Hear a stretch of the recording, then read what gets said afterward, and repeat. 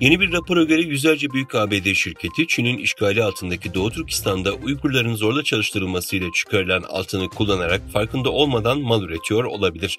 Gelişmiş Savunma Araştırmaları Merkezi tarafından hazırlanan raporda ayrıca Vanguard, Fidelity, JP Morgan ve Blackstone gibi finans firmalarının Amerikalıları endeks fonları aracılığıyla Doğu Türkistan merkezli altın madenleri işleten Çinli şirketlere yatırım yapmaya yönlendirdiği belirtiliyor.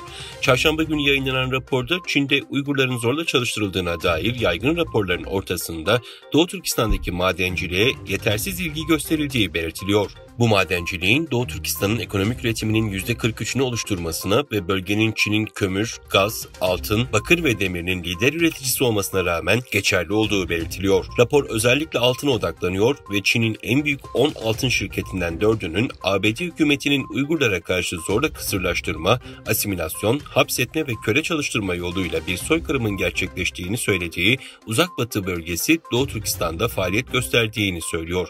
Belirlenen 4 şirket Lingbao Gold, Zhou Ming, Zijin Mining ve Çin'in en büyük ikinci altın şirketi Shandong Gold Group. Macmillan Merkezi ve Uygur Akademisi işbirliğiyle 12-13 Ekim Yale Üniversitesi'nde Uygur Soykırımı Sempozyumu ve Uygur Kültürü Sergisi düzenleniyor. Yale Üniversitesi'ndeki Macmillan Uluslararası ve Bölge Araştırmaları Merkezi ve Uygur Akademisi işbirliğiyle 12-13 Ekim Uygur Soykırımı Sempozyumu ve Uygur Kültürü Sergisi düzenleniyor.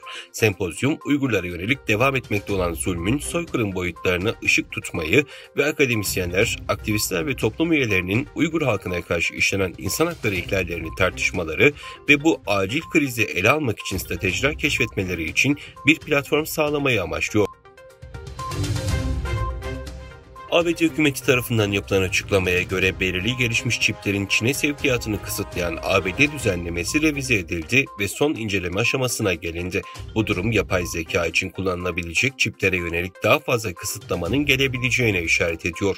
Kaynaklar güncellemelerin ilk kez 7 Ekim 2022'de açıklanan ve ABD'nin ulusal güvenliğini korumak amacıyla Çin'in teknolojik ve askeri ilerlemesini yavaşlatmayı amaçlayan düzenlemelerdeki boşlukları kapatacağını ve kısıtlamalar ekleyeceğini söylüyor.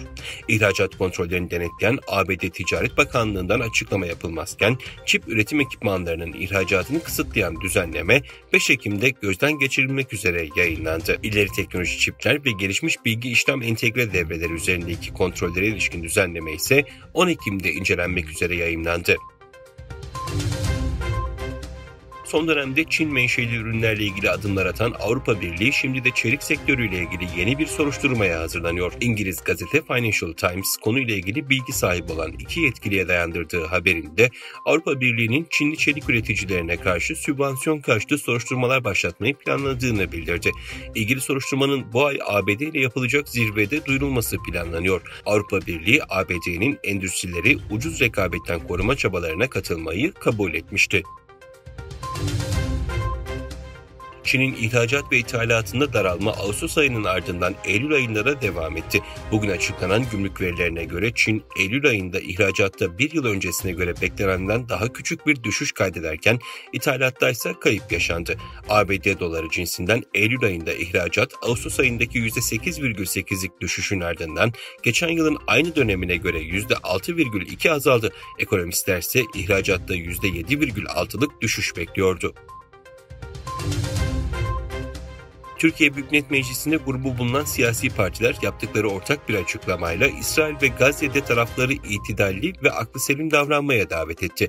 Bildiride Gazze'de bitmeyen insani trajediyi derinleştiren kolektif cezalandırma yöntemleriyle hedefi doğrudan siviller olan tüm saldırıları kınıyor, Filistin ve İsrail'i iki devlet temelinde adil ve kalıcı bir çözüme ulaşmaları için daha fazla gecikmeksizin kalıcı barışa yönelik müzakerelere başlamaya davet ediyoruz ifadeleri kullanıldı.